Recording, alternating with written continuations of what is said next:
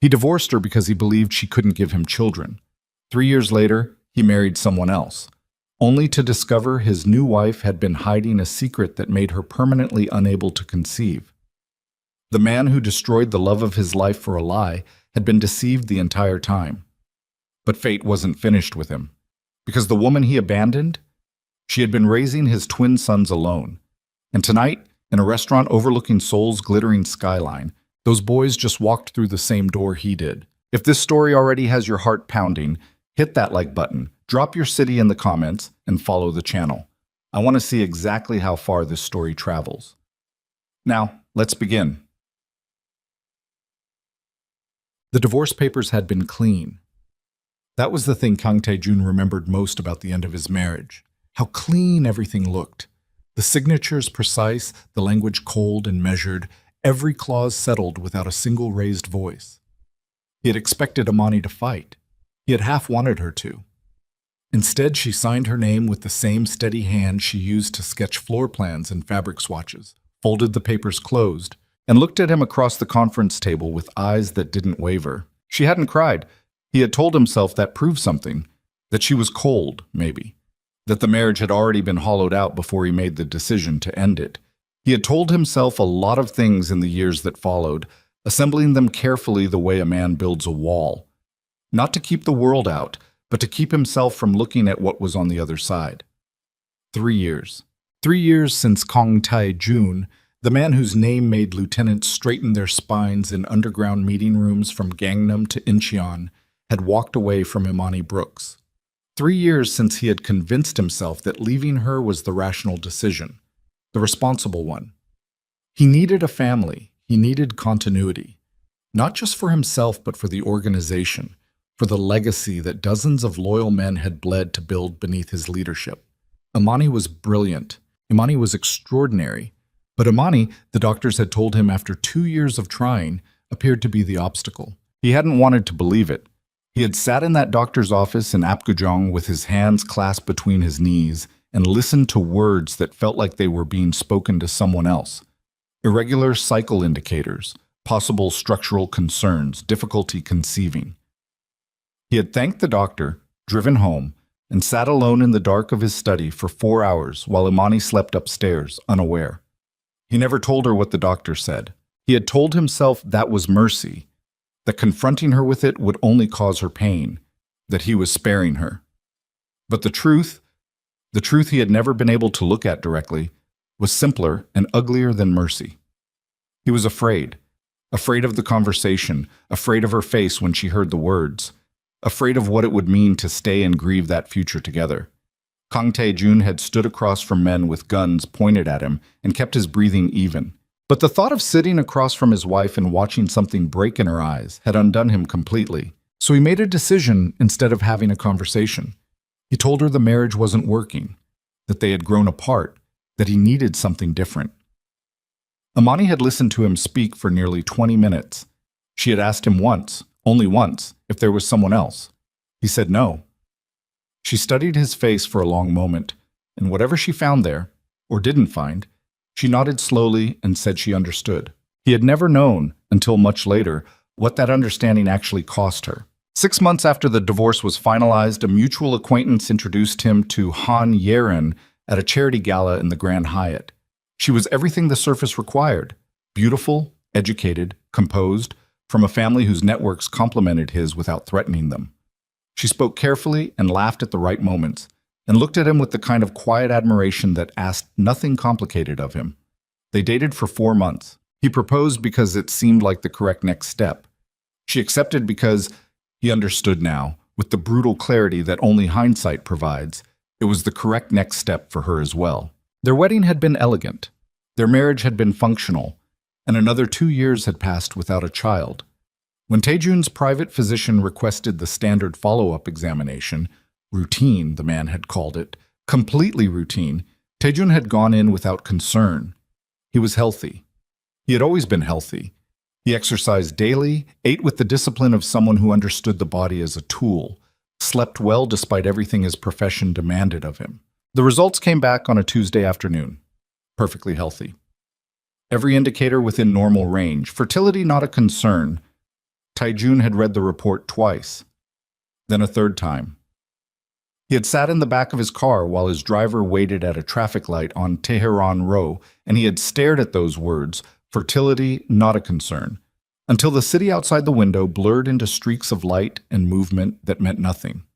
If he was healthy now, he had been healthy then, which meant the problem had never been Amani, which meant he had pressed his knuckles against his mouth and breathed through his nose and looked at the ceiling of the car and understood, in the specific way that a man understands something he will spend the rest of his life unable to unknow, exactly what he had done.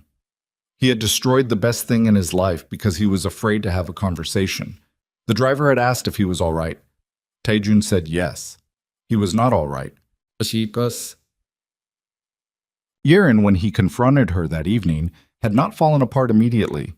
That was what he remembered, how she had seemed almost relieved at first, as if a pressure she had been holding for years had found an exit.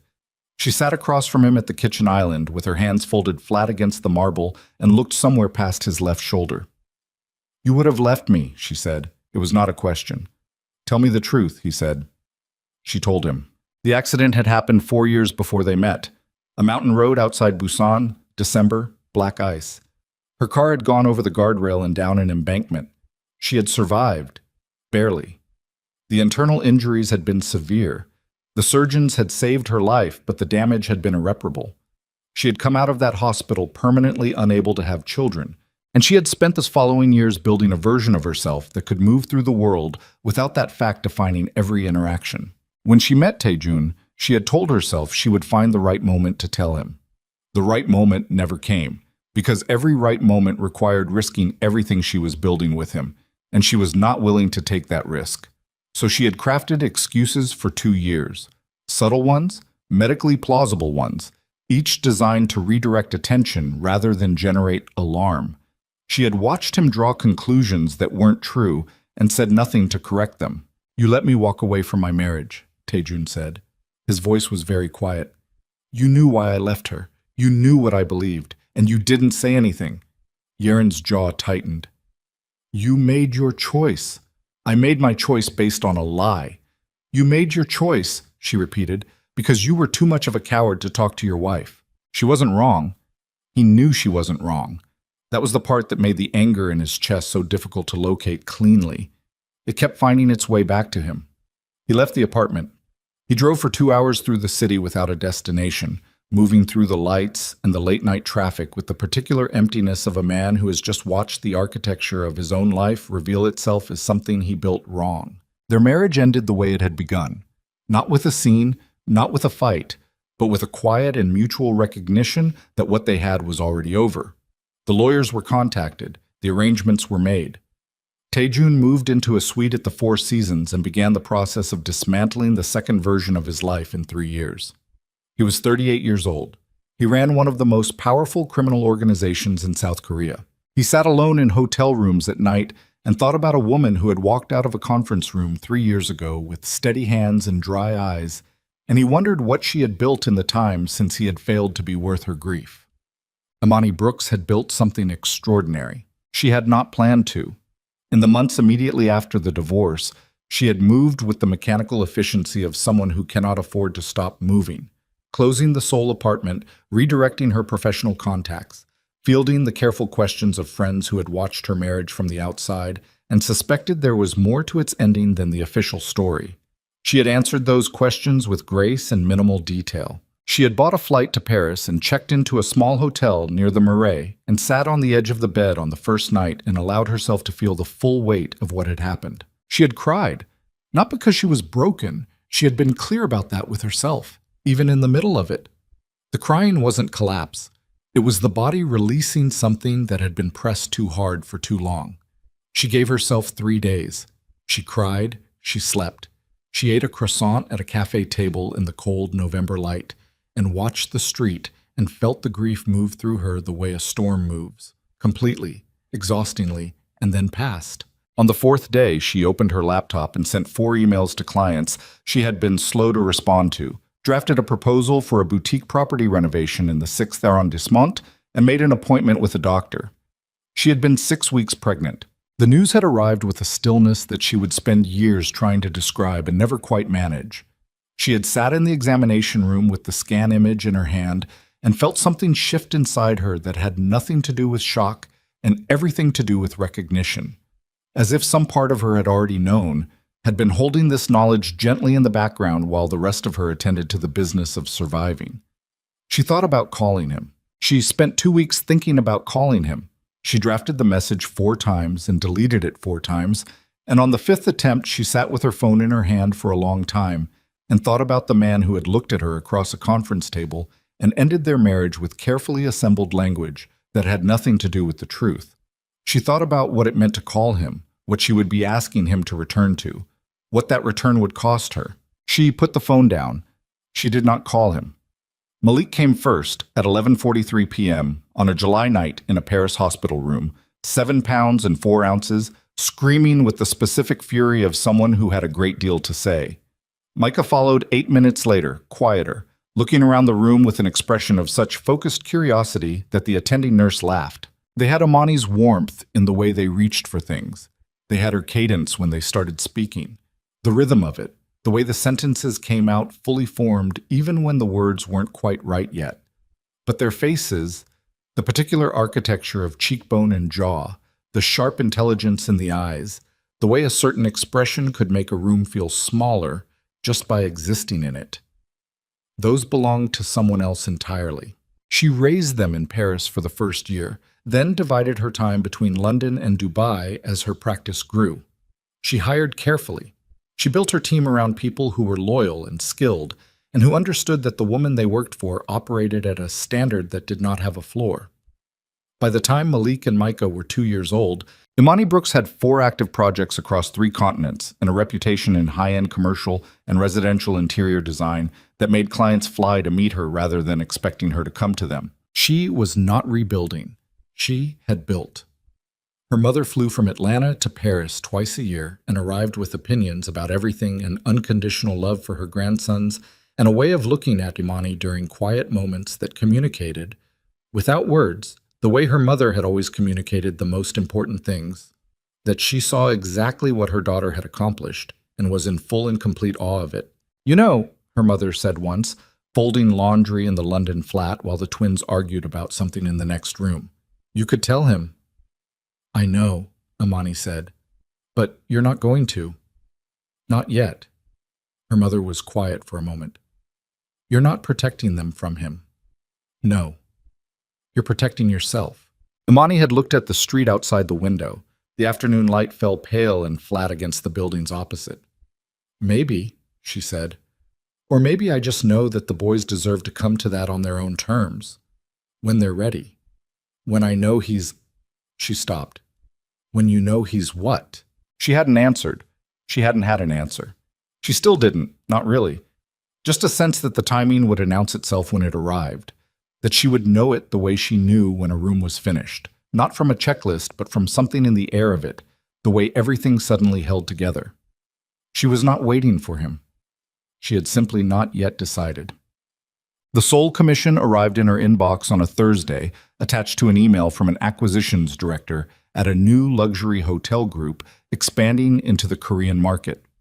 They had seen her work on the Dubai property, specifically the atrium installation that had been photographed in 8 different international publications, and they wanted to discuss a consultation for their flagship Soul project. The fee they offered was significant. The project itself was interesting. A brutalist heritage building in Itaewon being converted into a 40-room ultra-luxury hotel with a brief that called for something that felt simultaneously Korean and entirely without precedent. She accepted. She booked the flights, arranged accommodations at the Shilla, confirmed that the site visit and initial consultation could be completed in a single day. She arranged for her senior assistant, Ji Young, to meet her at Incheon with the preliminary documentation. And then, when everything was confirmed, she sat with her laptop open and the cursor blinking in an email draft to her mother and thought, not for the first time, about what it meant to return to Seoul. She thought about it for approximately 45 seconds. Then she typed, "Bringing the boys. Ji Young can manage them while I'm on site. They've never seen Seoul, and they're old enough now." She sent the email before she could revise it. The flight landed at 7:20 a.m. local time. Malik was asleep against her shoulder, and Micah had been awake for the last 2 hours of the flight, interrogating Ji Young about Korean snacks with the systematic thoroughness of a procurement officer. He was 3 years old and already possessed of a deeply held conviction that information was only useful if it was complete. Seoul received them with the flat gray-bright light of a city in early autumn, the air carrying the particular combination of concrete and river and something faintly green that Amani remembered from the years she had lived here. She had not expected to feel anything specific upon arrival. She felt something specific. It moved through her chest quickly, and then was gone, and she pressed her mouth together and loaded the boys into the waiting car and allowed Seoul to begin. The consultation took 7 hours. The building was extraordinary. 6 floors of bare-poured concrete and steel frame windows and decades of accumulated history that the developers wanted simultaneously honored and transcended. Amani walked the floors twice, took 400 photographs, spent 90 minutes with the lead architect discussing structural constraints and the precise tension between preservation mandate and client ambition. By the time she stepped back out into the Itaewon afternoon, she felt the specific clarity that good work produced in her, a settling in the bones, a sense of proper purpose. Ji Young had taken the boys to a park in Yongsan. They arrived to collect her with the particular energy of children who have spent several hours outdoors and consumed an alarming quantity of Korean street food, and Malik had a smear of tteokbokki sauce on his collar that Ji Young was apologizing for even before the car doors were fully open. "It's fine," Amani said, and meant it, and kissed the top of Malik's head while he leaned into her and told her at length about the birds he had seen. They had time before the flight. She had been going to spend it at the hotel, responding to emails, beginning the initial phase notes from the consultation. Instead, she looked at Malik's animated face and Micah's watchful one, and felt the day, the city, the work, the particular quality of autumn light on the Han River she had glimpsed from the car window, accumulate into something that asked for an extension. "Are you hungry?" she asked the boys. "Yes," said Micah, which was only slightly more restrained than Malik's immediate and emphatic confirmation that he was starving. Ji Young recommended a restaurant she had been to twice before, a place in Gangnam that did exceptional Korean Western fusion in a space designed with the kind of quiet, deliberate elegance that Amani instinctively appreciated. Rooftop views of the city's southern glitter, warm lighting, service that understood the difference between attentive and intrusive. "Can we get the noodle thing?" Malik asked. "We can get whatever you want," Amani told him. She should have taken them back to the hotel. She would think about this later. The 1,000 small decisions that a day is made of, most of them unremarkable, invisible, producing no consequence worth examining. She had not thought about this particular decision at all. She had simply made it, the way you make most of the decisions that change everything, without recognizing them as significant until they have already become irreversible. The restaurant occupied the top 2 floors of a building on a side street off Dosan Daero. The elevator opened directly into a foyer of dark stone and warm light, bamboo and tall black vessels, a window wall that revealed the city spread in every direction below. The maitre d' greeted them with a bow, processed their reservation, and led them to a table near the window where the boys could look out at the skyline and point at buildings and ask questions Amani could only partially answer. The evening began perfectly. Malik's noodles arrived and he declared them the best thing he had ever eaten. Micah ate his with focused concentration and offered no dramatic assessment but cleaned his bowl, which Amani had learned was the higher compliment. Ji Young ordered wine, and they talked about the building, about the potential of the project, about a proposal Amani had been considering for a residential compound in the Cape Town Hills. The city glittered below them, and the restaurant murmured with 100 other conversations, and the autumn dark settled outside the windows. And for a stretch of perhaps 40 minutes, Amani felt simply and completely happy. Then the elevator opened. She didn't see it. She was cutting Malik's noodles into shorter lengths because he had complained they were impossible to manage, and she was pretending to find this more difficult than it was so that he could feel like he had correctly identified a genuine problem, and she was listening to Micah explain something complicated about a bird he had seen in the park, and she was aware of the ambient sound of the restaurant around her in the comfortable background way that you are aware of things that don't require your attention. The door opened. A party was shown to a table on the far side of the room. Ji Young noticed first. Imani saw the shift in her assistant's expression, the slight, careful stillness of someone who has just registered something and is deciding how to respond to it. Ji-young looked at Imani with the specific quality of attention that communicated, "There is something you need to know, and I am trying to decide how to tell you." Imani. Malik laughed at something Micah said, a bright sound that carried across the room. Across the restaurant, she heard a fork hit a plate. The sound was sharp enough, deliberate enough, that several nearby tables looked up. Imani lifted her eyes. He was already standing. Kang Tae-jun stood at a table perhaps 30 feet away with a woman she didn't recognize, and the expression of a man who has just been struck by something he had believed was no longer capable of reaching him. He looked older, not badly, just more so, the way people do when 3 years of real living have moved through them. He was wearing charcoal gray, no tie, the jacket cut with the precision of something made specifically for him. His hands were at his sides and his face had done the thing she remembered, cleared itself of everything extraneous, stripped down to its essential expression, which in this moment was something she had never quite seen on him before. He looked at her. Then he looked at her sons.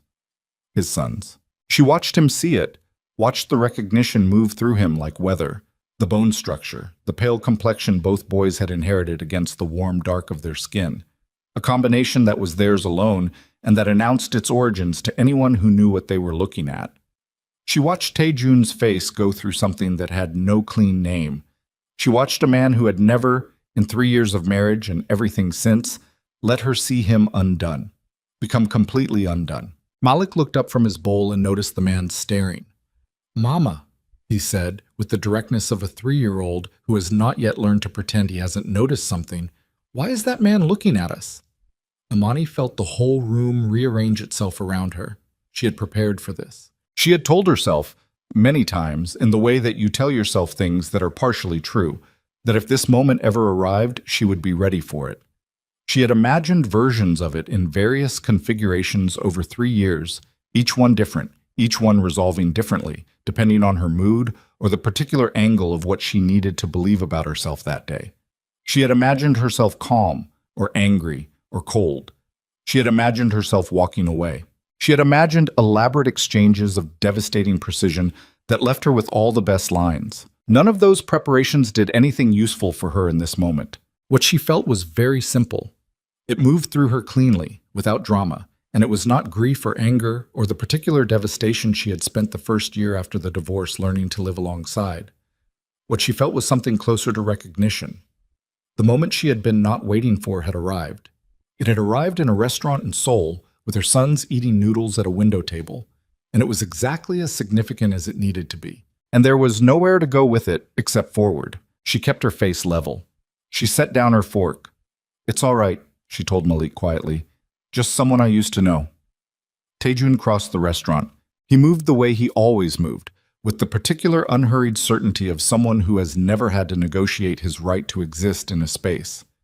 But she could see, because she had spent 2 years learning to read the coded language of his body, that his hands were not entirely steady, that the line of his jaw was doing something controlled and deliberate, that beneath the surface of Kang Tae-jun's composure, something fundamental had cracked open and was still in the process of deciding what shape it would take. He stopped at the edge of their table. For a moment he said nothing. Malik stared up at him with the unself-conscious evaluation of a 3-year-old conducting a thorough assessment. Micah had turned from the window and was watching Tae-jun with the same focused, measuring attention he gave to everything unfamiliar. Not afraid, just gathering information. "Imani," Tae-jun said. His voice was controlled. She could hear what the control was costing him. She met his eyes. "Tae-jun," she said. "Neutral. Even." He looked at the boys. He looked at them the way someone looks at something they have been trying for years not to think about directly, with a completeness that had nothing to do with choice. His eyes moved across Malik's face, across Micah's, cataloging without meaning to, arriving at a conclusion he already knew. "Are they—" He stopped, started again. "Are these your sons?" He already knew the answer. She could see that he knew. He was asking because asking was the only thing between him and the full weight of what he had already understood. Imani looked at him for a long moment. The restaurant continued around them. Dishes moved, conversations murmured, the city glittered below the window. Malik had gone back to his noodles with the practical self-possession of someone who is determined that adults saying nothing to each other for extended periods is not his problem. Micah was still watching Taejun. He had tilted his head slightly, the way he did when something interested him enough to examine at length. "Yes," Imani said. One word. She watched it land. She watched Kang Taejun, the man who ran Seoul's most powerful underground organization, who had sat across negotiating tables from people who would have killed him without hesitation, who had never once in the 2 years she knew him let her see him be afraid of anything. She watched him absorb that single syllable and understand everything it contained. He pulled out the empty chair across from her without asking. He sat down. On the other side of the restaurant, the woman he had arrived with, beautiful, composed, watching him across 30 feet of restaurant floor with an expression that was trying and failing to be neutral, said his name in a tone that he didn't appear to register at all. Malik looked up from his bowl at the man now sitting across from their mother. "Are you my mama's friend?" he asked. Taejun looked at Malik's face. A muscle in his jaw moved. "I'm trying to answer that," he said quietly. Micah set down his chopsticks with deliberate precision. He looked at Taejun with the specific concentration he reserved for things he considered genuinely interesting. Then he looked at his mother. "Mama," Micah said. "He has the same eyes." The restaurant felt suddenly very small. Imani kept her face composed. She felt everything behind it. 3 years of Paris mornings and London rain and Dubai heat and Cape Town light, 3 years of early wake-ups and first words and fever nights and birthday cakes, 3 years of building something extraordinary out of the wreckage of a man's cowardice. She felt all of it pressing at the back of her throat, and she breathed through it and held herself level. "I know," she said to Micah. Taejun made a sound that wasn't quite a word. He pressed his hand over his mouth.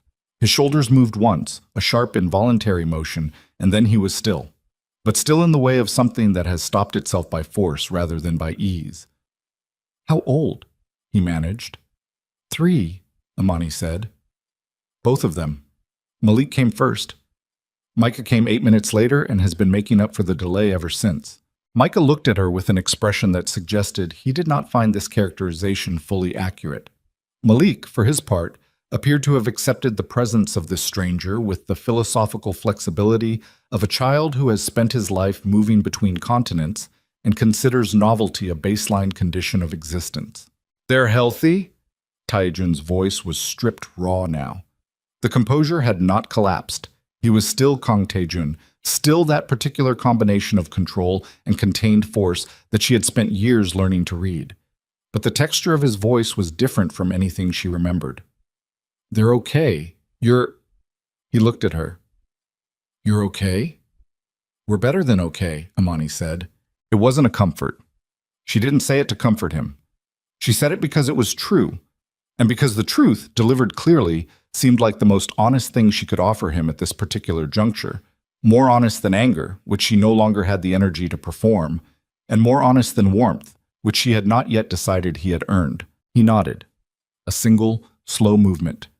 He looked at the table between them, the half-eaten bowl of noodles, the glass of wine she hadn't finished, the small origami crane Micah had constructed from a napkin during a pause in dinner and placed carefully beside his bowl. "Imani," he said, without looking up. "I need you to know."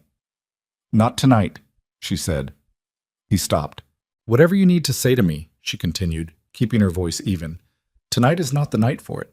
Tonight my sons are eating dinner and they have a flight in 3 hours, and I would like the rest of this evening to be what it was before you walked over here." She picked up her fork. "When you're ready to have an actual conversation, a real one, not whatever this is, you know how to reach me. My contact information hasn't changed." He sat there for a moment longer. She could feel him wanting to say something else. She could feel the weight of everything he had assembled to say, maybe across months of reconstructing the past, maybe just across the 30 feet of restaurant floor it had taken him to get to this table. She could feel it building, and she held her position and let him sit with it. Finally, he stood. He looked at Malik and Micah one more time. Malik waved at him cheerfully. Micah studied him with those ancient, focused eyes. Taejun turned and walked back across the restaurant. He did not return to his table. He went directly to the elevator. Through the window, Imani watched the city lights without seeing them. Ji Young, who had been silent through the entirety of the exchange, with the concentrated invisibility of a person who is very good at their job, refilled Imani's wine without being asked. Malik went back to his noodles. Micah picked up his napkin crane and turned it in his fingers, examining it. "Mama," he said eventually, "is that man going to come back?" Imani looked at her son. She thought about the look on Tae-jun's face when Micah said he has the same eyes. She thought about the involuntary movement of his shoulders, the stripped-down quality of his voice. She thought about the years she had spent becoming exactly who she was, and the distance between the woman she was now and the woman who had signed those papers, and how strange it was to sit in a restaurant in Seoul and feel almost nothing like the person Kang Tae-jun had divorced. "I don't know," she told Micah honestly. Micah considered this. "Okay," he said, with the equanimity of someone who has determined that uncertainty is an acceptable condition. 3 hours later, Imani Brooks boarded a flight out of Incheon with her sons asleep against her shoulders and her phone lighting up with a message from a number she had not deleted in 3 years, and the message said only, "We need to talk. I know I don't deserve that. I'm asking anyway." She turned the screen face down against her knee. Outside the window, Seoul's light shrank and scattered and disappeared beneath the cloud line. She did not reply. But she didn't delete the message either. What she didn't know, what she couldn't have known, tucked into seat 3A at 38,000 feet, was that the moment Tae-jun walked back through his apartment door that night, the woman waiting there with her arms folded and her composure drawn very tight was about to say something that would make the ground shift beneath his feet a second time before the night was over. And this time, the collapse wouldn't be quiet. The apartment was dark when Tae-jun pushed through the door at 11:30. Not completely dark. Yeren had left the kitchen light on, the under-cabinet strip that cast everything in a pale, clinical white, the kind of light that made shadows look like accusations. She was sitting at the island with a cup of tea she hadn't touched, still in the dress she'd worn to dinner, her coat folded across the chair beside her with the careful precision of someone who had returned home and immediately needed to do something with her hands. She looked up when he came in. He didn't say anything. He set his keys on the console by the door, the small ceramic dish she had chosen, part of a set from a boutique in Insadong, the kind of detail he noticed now in the way you notice the furniture of a life you are in the process of leaving. He shrugged off his jacket. He went to the kitchen and poured himself 2 fingers of whiskey and drank half of it standing at the counter with his back to her. "You walked out of the restaurant," Yeren said. "I know. You left me sitting there for 20 minutes. I know." He turned around. He set the glass down on the marble. "I need to ask you something." She read his face. He watched her do it. The way her eyes moved across him, assessing the particular skills she had developed over 2 years of reading the mood of a man who operated in a world where moods were information and information was currency. She was good at it. He had appreciated that about her once. "Ask," she said. "The fertility tests," he said. "The ones you mentioned. The specialist you saw in your first year of our marriage. The one you told me indicated potential complications." Yeren set her teacup down very carefully. "What about them?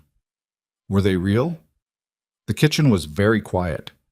Somewhere below, the city moved and breathed and continued without them, 40 floors of indifferent concrete between them and the street. The refrigerator hummed. A car horn sounded, muffled and brief. "Tae-jun, ko, yes or no?" he said. "That's all I'm asking right now." She held his gaze for a moment. Then she looked at the tea. "No," she said. He had known. He had known from the moment he sat across from Imani in that restaurant and felt the full architecture of the last 3 years begin to reveal its actual structure. The lies within the reasonable explanations. The strategic silences that had functioned as walls around a truth she had never intended him to reach. He had known, and knowing had not made the word any easier to receive. "Why?" he said. It came out flat. Not angry, not yet. Just flat. The way his voice went when he was processing something that required all available resources. Yeren looked up at him. Something in her face had shifted. The composed surface still present, but thinner now, the way ice looks when you can see the water moving underneath. "Because you would have left." "I left anyway." "Not because of me." She stood up. You left your first marriage because you thought she couldn't give you children. You came into our marriage with that fear already built in. She stopped, started again. I needed time. I thought if you loved me enough, if we were solid enough, it wouldn't matter. It wouldn't matter, he repeated. That's not... You hid a medical reality from me for 2 years. His voice was still flat, but she heard something moving under it now. You watched me carry guilt about my first marriage and you said nothing. You watched me believe I had made the right decision, and you... He pressed his hand against the counter. You used my mistake against her. I didn't do anything to her. You benefited from what was done to her. You knew what I believed. You knew why I left. And you built our marriage on top of that. You built our marriage on a coward's decision, Yaren said, and her voice had gone hard now, the composure crystallizing into something colder. Don't stand there and make me the only villain in this room, Taejun.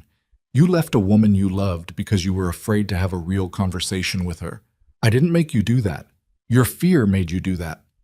He looked at her for a long time. She wasn't wrong. He was aware that she wasn't wrong, in the same way you are aware of a wound you can't see, by pressure, by the particular quality of the pain. She had done something unforgivable, and she was still not wrong, and the two things existed simultaneously in the kitchen like objects that took up space, and he had nowhere to put either of them. What happened to you, he said, medically? What actually happened? The hardness in her face shifted, not softened, changed. Something older, quieter, moved behind her eyes. An accident, she said. Before we met. A road outside Busan, winter. I went through a guardrail. She paused. I was in the hospital for 3 weeks. The damage was, they couldn't repair it. I came out of it, and I was... She stopped. Her hands went flat against the kitchen island. I was 27 years old, and I came out of that hospital knowing I would never have children, and I spent the next 2 years deciding how to exist with that. And how you decided to exist with it, he said, was to find someone who wanted children and not tell him. I decided to find someone, she said, and hope that love would be enough. And then I found out it wasn't, or it wouldn't be, and I couldn't make myself lose you. She said it without breaking. That was the thing about Yaren. She had a particular kind of strength that was about endurance rather than warmth, about surviving rather than connecting, and even now confessing something that was dismantling their marriage in real time, she maintained a dignity that was almost architectural. He didn't hate her for it. He had wanted to, on the drive home, sitting in the back of the car while his driver maintained a professional silence and the city slid past the windows. He had assembled something that felt like hate and held it and examined it and found it wasn't quite right. It had too much of himself in it, too much recognition, because Yaren had done something terrible with fear. And he had done something terrible with fear, and the only difference was the magnitude of what they had each destroyed. I can't, he said. She looked at him. I can't stay in this, he said. You know that. A breath moved through her. Something in her shoulders dropped, not dramatically, just the small release of someone who has been holding a position for a very long time and has finally received permission to stop. She looked at the counter. She nodded once. I know, she said. He poured the rest of the whiskey down the drain. He went to the guest room. He sat on the edge of the bed in the dark and pressed his hands against his face and breathed. Just breathed, working at it, the way you work at staying calm when calm is the only thing between you and something you can't come back from. And thought about a restaurant, and a table by a window, and 2 small boys with faces that had required no explanation. He called Park Sung-jin at 7 the next morning. Sung-jin was his closest lieutenant, and in the specific way that men in their position developed these things, his oldest friend, which meant he knew approximately 40% of what Taejun was actually thinking at any given moment, and had the sense to not push for the remaining 60. He arrived at the Four Seasons suite. Taejun had moved out by 6 a.m., efficiently, with the practice of someone who had done this before.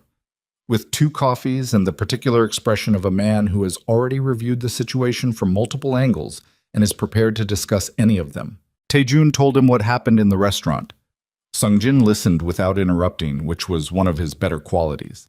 He sat in the chair by the window with his coffee in both hands, and his face arranged into the careful neutrality of someone processing information that is significant but not yet fully categorized. When Taejun finished, Sung Jin was quiet for a moment. Both of them? He said. Twins. And you're certain they're... I'm certain. Sung Jin nodded slowly. He looked at the window. Below, the city was moving through its morning. The particular compressed energy of Seoul at 8 a.m., the traffic already dense, the Han River glinting through the gaps between buildings. Does anyone else know from our side? No. You need to keep it that way. Sung Jin set his coffee down. You know how the organization responds to UTS? This isn't an organization matter, Taejun said. Sung Jin looked at him. This is a family matter, Taejun continued. When I address it, I'll address it as a man, not as the boss. Those two things don't separate as cleanly as you'd like them to. Then I'll make them separate. Sung Jin held his gaze. He had the good sense not to argue further, which was why Taejun had called him and not anyone else. He picked up his coffee again. What are you going to do? Taejun looked at the city. I'm going to call her. And say what? He had been thinking about this since approximately 32,000 feet somewhere over the Pacific, in the hours after he sent the message she hadn't responded to. He had drafted versions of it in his head, formal, careful, contrite. He had taken all of them apart. He had decided somewhere around 4 in the morning that there was no version of this conversation that worked if it was constructed. That the only thing he had, the only real currency left available to him, was honesty stripped of all strategy. He was not naturally good at that. He was going to have to get better at it. The truth, he said. Imani's phone rang at 8:47 Seoul time. She was in the London flat. She had taken the red-eye from Incheon, arrived at Heathrow in the early morning gray, put the boys down in their beds with the practiced efficiency of a woman who had mastered the art of travel with small children, and sat at the kitchen table with her own coffee going cold while the city outside the windows did its slow, rain-softened morning. She had not slept on the flight. She had sat with her face turned toward the window, and the cabin dark around her, and the boys pressed against her sides, and felt the city shrink below her, and thought, with more composure than she would have expected of herself, about everything. She saw his name on the screen. She let it ring 3 times. Not because she was undecided. She had made her decision somewhere over Siberia, in the specific clarity that sleeplessness and altitude sometimes produced in her. She let it ring 3 times because she needed 3 breaths, and she was honest enough with herself to admit that. She answered, Imani. His voice was different from the night before. The restaurant version of his voice had been shock-controlled, stripped of everything except the barest function. This was something else, quieter, less managed, the particular texture of someone who has been awake for the better part of a night with their own thoughts and arrived somewhere past pretense. Taejun, she said, thank you for picking up. I told you I'd talk when you were ready. I'm assuming this is you being ready. A short pause. I need to apologize. You need a lot of things, she said. Apology is probably on the list, but I'm not going to sit here and receive it on the phone at 9 in the morning while my sons are sleeping down the hall. If you want to talk, actually talk, you're going to have to do it properly. What does that mean? It means you're going to need to come to London. The pause this time was longer. Okay, he said. She had expected negotiation, some form of counter-proposal, a neutral city, a video call, a meeting through lawyers. The immediate assent was not what she had prepared for, and it rearranged something small but significant in her chest. I'm not promising anything, she said. We're not going to resolve 3 years of history in one conversation. I'm not ready to make decisions about the boy's relationship with you on any kind of accelerated timeline. If you come here, it's because you want to have one honest conversation. No agenda, no strategy. If I sense strategy, I will end the meeting. Understood. And Taejun. She let a beat pass. You should know that I am not angry at you anymore. I was, for a long time. I'm not now. But that doesn't mean what you did was okay, and it doesn't mean we're anywhere near the kind of trust that would be necessary for what I imagine you want. If you come here with expectations, I don't have expectations, he said. I don't have the right to have expectations. She looked at the rain running down the kitchen window, the way it gathered at the sill and moved in small, irregular streams, each one taking its own path down. 3 days, she said. I'll give you a time and address. Come alone. He said he would. She hung up and set the phone face down on the table and sat with her hands wrapped around her cold coffee and thought about the look on his face in the restaurant. The involuntary movement of his shoulders, the stripped quality of his voice, the way he had looked at her sons with an expression that had no performance in it at all, just the raw arrival of understanding. She was not softening toward him. She was trying to be accurate. He arrived in London on a Wednesday. She had told Ji Young to take the boys to the Natural History Museum for the morning. Micah had been requesting dinosaurs for 3 weeks, and the timing was convenient, and arranged for the flat to be hers alone. She wanted the conversation to happen without the boys in the building. She wanted no possibility of Malik wandering out of his room at the wrong moment, no chance of Micah's precise observational commentary arriving in the middle of something she hadn't yet figured out how to navigate. He knocked at 10:15. She had seen men nervous before. In her professional life, in the moments before a major client reveal, in the specific vulnerability of people who have invested enormously in something and are about to learn whether it held up. Nervous looked different on different people. On Taejun, it looked like stillness, a deliberate, managed quality to every movement, the way you move when you are being very careful with yourself. He was in dark clothes, no coat despite the cold, and he looked like someone who had not slept enough but had made peace with that. He looked, she thought, like himself, just more accountable for it. She stepped back from the door. He came in. He looked at the flat, the light, the objects, the way she had assembled a home in this space, and she could see him cataloging it the way people catalog the evidence of a life they weren't present for. "Sit down," she said. He sat at the kitchen table. She sat across from him. She did not offer coffee. "Say what you came to say," she said. He put his hands flat on the table. He looked at them. Then he looked at her. "I left you because I was afraid," he said. "Not because of the fertility question. That was the reason I gave myself, but it was a structure I built around a simpler truth, which was that I didn't know how to have the conversation. I didn't know how to sit across from you and tell you that I was terrified of the future, and I needed us to face that together. So I found a way to leave that let me feel like I was being rational." Amani said nothing. "The doctor told me you might have difficulty conceiving," he continued. "He didn't tell me it was impossible. He gave me information that I then used to make a decision I had already made emotionally, and I have spent 3 years telling myself it was the correct decision, because the alternative was knowing that I destroyed the best thing in my life because I couldn't handle a hard conversation." He breathed. "I found out last month that my fertility has never been in question. I found out last month that I ended our marriage on the basis of a fear I didn't examine, and a lie I allowed someone else to build on top of that fear." "Someone else," Amani said. "Yeren." He met her eyes. She knew about her own situation, a medical situation she had before we met, and she chose not to tell me. "We're separated. That's—" He paused. "That's over. I'm not asking about that. I know. I'm telling you because I don't want to hide the state of things. You said no strategy. No strategy means no selective information." She studied him. This was the thing about Taejun, the thing she had spent 2 years learning during their marriage and 3 years thinking about since, that beneath the control and the composure and the specific authority of a man who had built his life around never being the one without information, there was something that was not calculated. A core that was simpler and more honest than the architecture around it. She had loved that core. She had married it, and she had watched him bury it under fear and make a catastrophic decision and call that decision rational. "You have sons," she said. He flinched, just slightly. "Yes.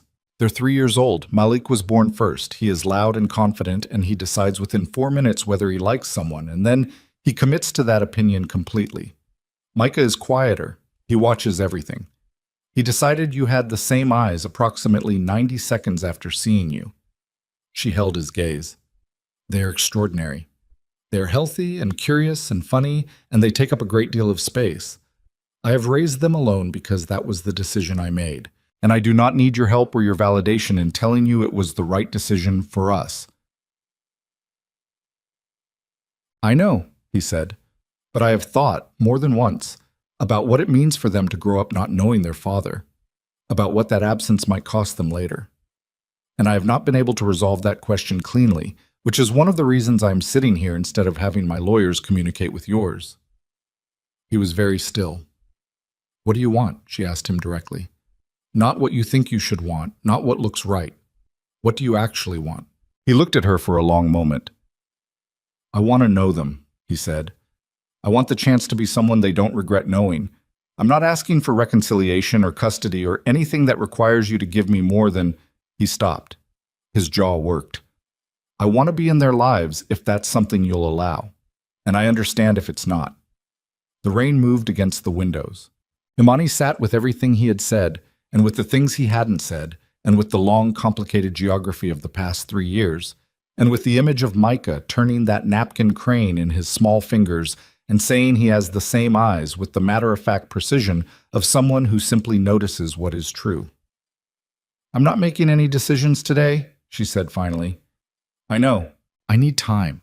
The boys need... She paused. This has to happen at a pace that makes sense for them. Not for you and not for me. For them. Yes, he said. And if I ever feel that you are treating this like a negotiation, like something with leverage points and outcomes you're working toward, it's over. I will remove you from this situation entirely, and you will not see them. I understand. She stood. He stood. She walked him to the door. He pulled it open and then stopped, and she could feel him assembling something. A final piece of the conversation, something he needed to leave with her. Imani, he said without turning around. What? I know you don't need to hear this. I know it doesn't change anything or fix anything, but... His hand tightened on the doorframe. I am sorry. Not for the outcome. For the cowardice that produced it. For the conversation I didn't have. For every year you spent doing alone what we should have been doing together. She heard it land. She felt it, not as relief, not as forgiveness, but as something that required acknowledgement, the way an accurate statement requires acknowledgement, regardless of how it makes you feel. I heard you, she said. He nodded. He left. She stood at the closed door and breathed. Then her phone rang. It was her mother. How did it go? He came, Imani said. And? She turned back toward the kitchen, the table where they had sat across from each other. The 2 chairs angled slightly, the way chairs look when a conversation has just happened in them. He told the truth, she said. Finally. Her mother was quiet for a moment. What are you going to do? Imani looked at the kitchen, at the rain on the windows, at the cold coffee she still hadn't finished, at the flat that was hers, entirely, absolutely hers, and the 2 rooms down the hall where her sons would come back from dinosaurs and need lunch and have opinions about the afternoon, and the enormous complicated shape of the decision that was now irrevocably in front of her. I don't know yet, she said, but even as she said it, she heard something in the back of her mind, a small, precise voice that sounded very much like Micah, turning a paper crane in his fingers, making an observation so accurate it reorganized the room. He has the same eyes. And for the first time in 3 years, the thought didn't feel like a wound. It felt like the beginning of something she hadn't yet named. What she didn't know, what she couldn't have known, standing in the kitchen of her London flat while her mother waited on the line, was that 2 time zones away, in a glass-walled office in Gangnam, Park Sung-jin was sitting across from a man Tae-jun trusted completely. And the conversation they were having was going to make everything she had just decided feel very, very fragile before the week was... The message came through Sung-jin's phone at 11:47 on a Wednesday night. Not a call. A photograph. Sung-jin stared at it for 3 seconds. Then he called the number back and got nothing. Disconnected. Burner. Already gone. He sat in his car in the parking structure beneath his Mapo apartment building and looked at the photograph on his screen and felt the specific cold that moves through a man when he understands that something has already been set in motion and he is only now learning about it. He called Tae-jun. Tae-jun was on the flight back from London. His phone went to voicemail. Sung-jin left no message. He sat in the dark of the parking structure for another 4 minutes, thinking through the angles, and then he drove back to the office. He needed to understand exactly how bad this was before he decided what to do with it. Tae-jun landed at Incheon at 6:20 a.m. Thursday. He had slept 3 hours on the flight, which was more than he had managed in the previous 2 nights combined, and he felt the particular clarity of someone who has passed through exhaustion and arrived somewhere on the other side of it, not rested, but simplified. The London meeting had done something to him. He couldn't name it cleanly. It wasn't relief, and it wasn't resolution, and it wasn't the beginning of anything he could chart.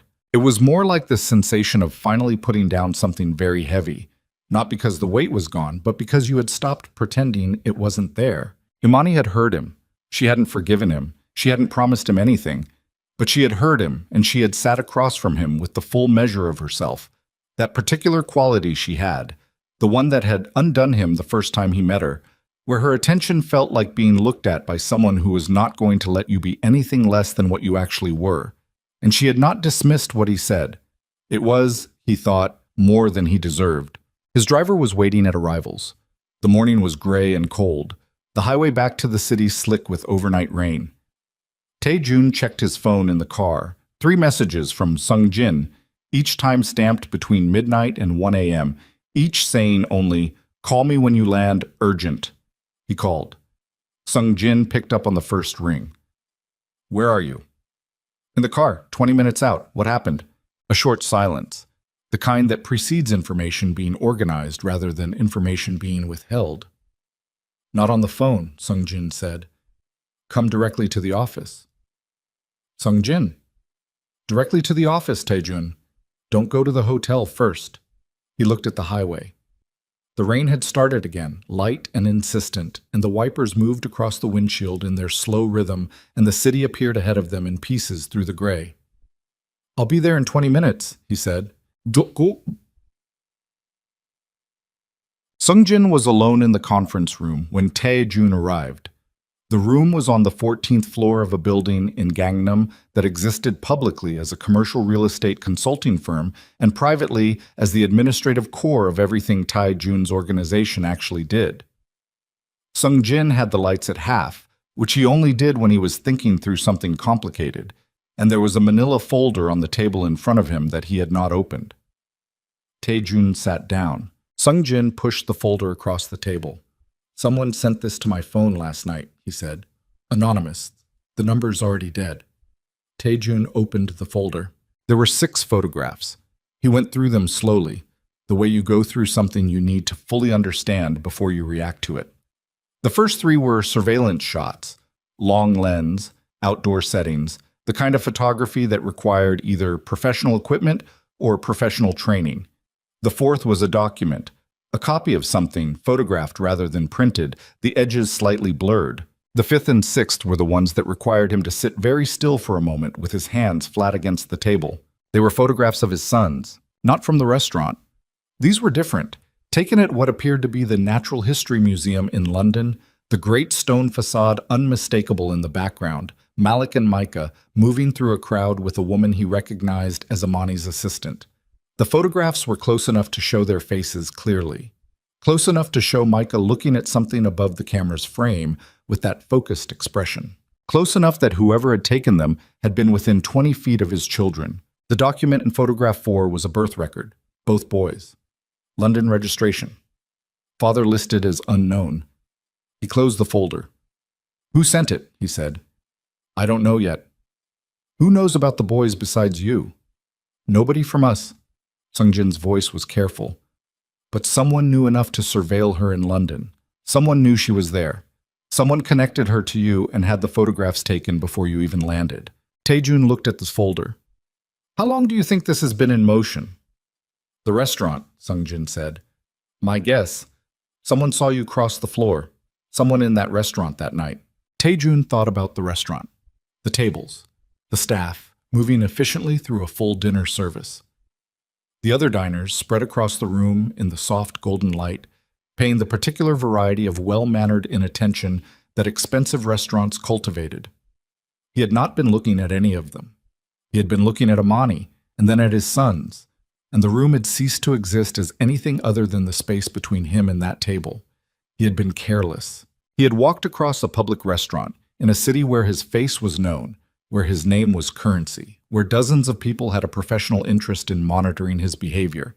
And he had walked directly to a table where 2 children who looked unmistakably like him were eating noodles with their mother. "Who has the most to gain from this?" he said. Sung-jin opened his hands. "That's the problem. The list isn't short." "Narrow it." "Yeren," Sung-jin said. Possibly. She has the motive, the separation, the circumstances, or someone connected to her family. They're not pleased about the situation. Urine doesn't operate like this. People operate differently when they're losing everything. Taejun thought about Yerin at the kitchen island, hands flat on the marble. The particular contained dignity of a woman confessing something she had held for years. He thought about what she'd said.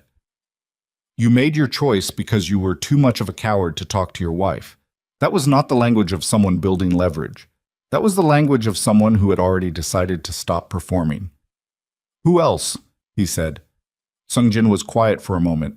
Then, Baek Jun-ho. The name moved through the room like a change in air pressure. Baek Jun-ho was 61 years old.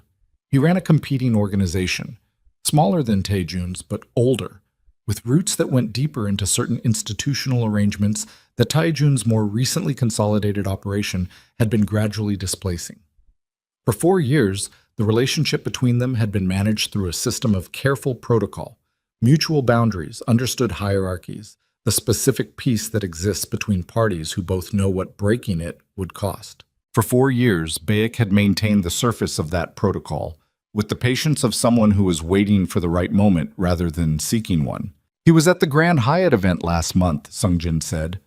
3 of his people were in the restaurant the night you crossed the floor. Taejun looked up. I confirmed it this morning, Sungjin said. Cross-reference the reservation list. One of his lieutenants had a private dining booking, second floor, but the sightlines from that table... He paused. They could see your section clearly. The shape of it assembled itself in Taejun's mind with the cold efficiency of a man whose profession had always required him to think 3 moves ahead. Baek had been watching. Baek had seen him cross the restaurant. Baek had put together what the photographs confirmed, and Baek had sent those photographs to Sungjin's personal number, not to Taejun directly, which meant the message was not a threat made to the target. It was a demonstration made to a witness, a way of saying, I know, I have documentation, and I am choosing, for now, to let you know that I know. He wants a meeting, Taejun said. Probably. He wants leverage first. He's establishing the leverage before he asks for the meeting.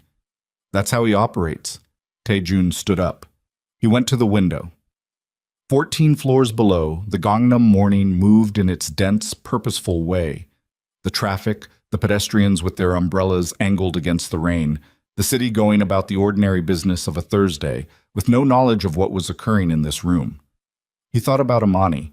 He thought about her sitting across from him at that kitchen table, hands wrapped around cold coffee, telling him that the moment she sensed strategy, the conversation was over.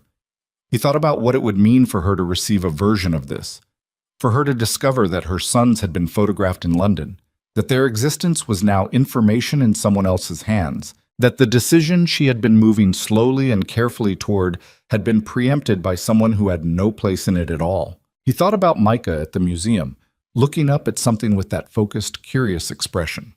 20 feet from a camera he had no reason to know existed. Something moved through him that was different from the cold calculation he usually brought to situations like this. It had edges that calculation didn't have. It was not useful, but it was real, and it moved through him completely. Find out what Baek wants, he said. And if it's what I think it is, find out first.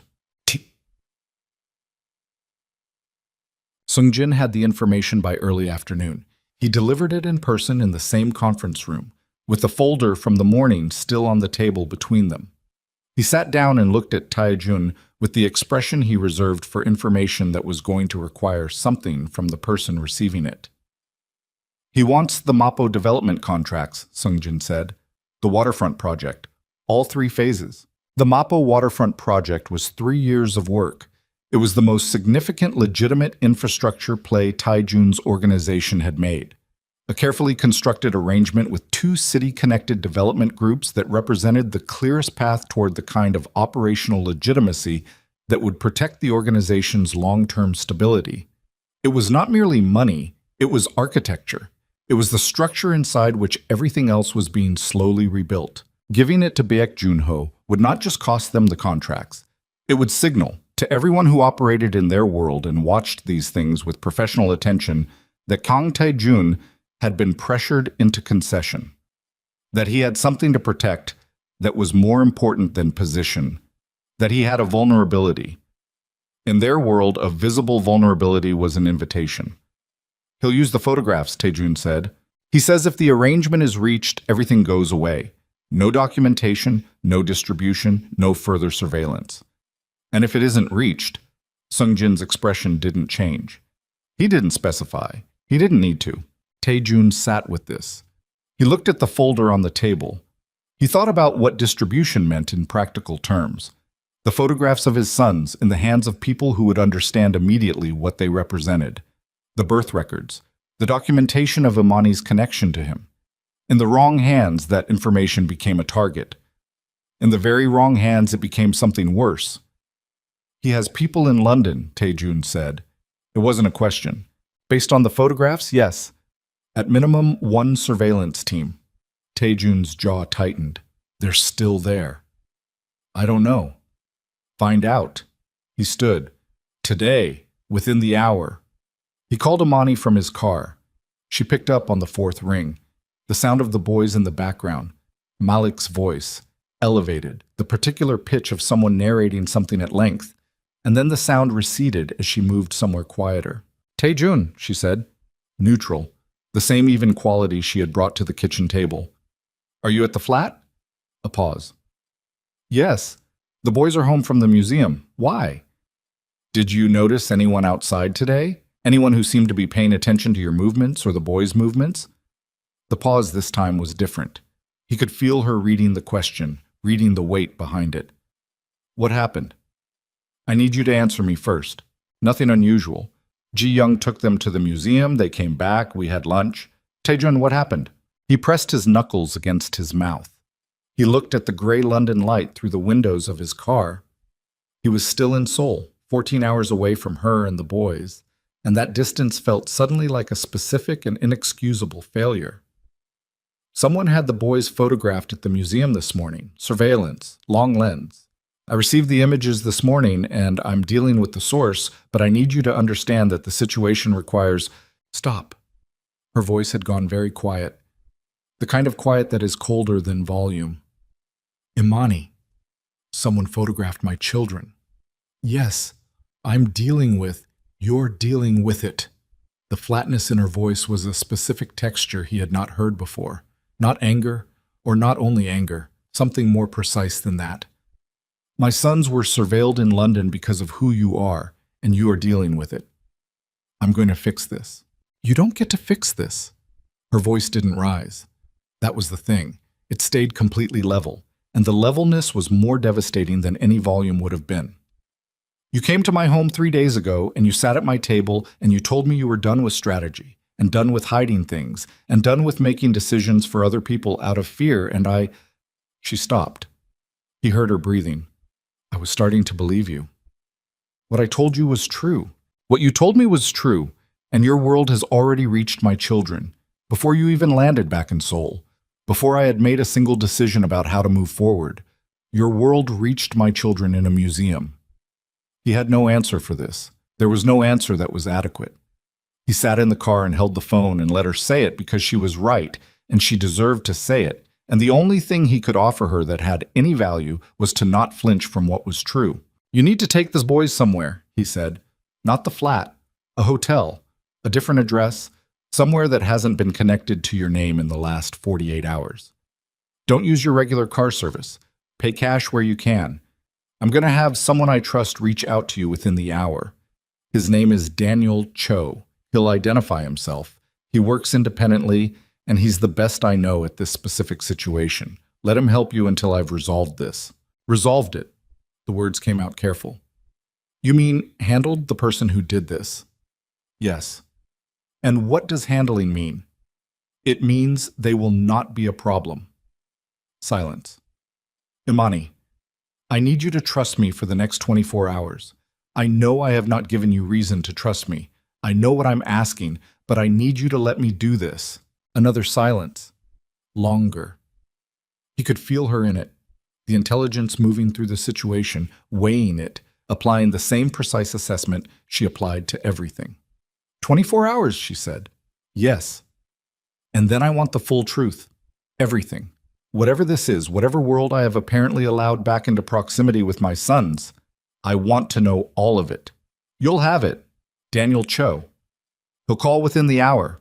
She hung up. Tae-jun sat for another 30 seconds. Then he called Sung-jin. Tell Beck I'll meet him, he said. The contracts? Tell him I'll meet him. Don't tell him anything else. He ended the call. He leaned back against the seat and looked at the ceiling of the car and breathed through the specific weight of what he was holding.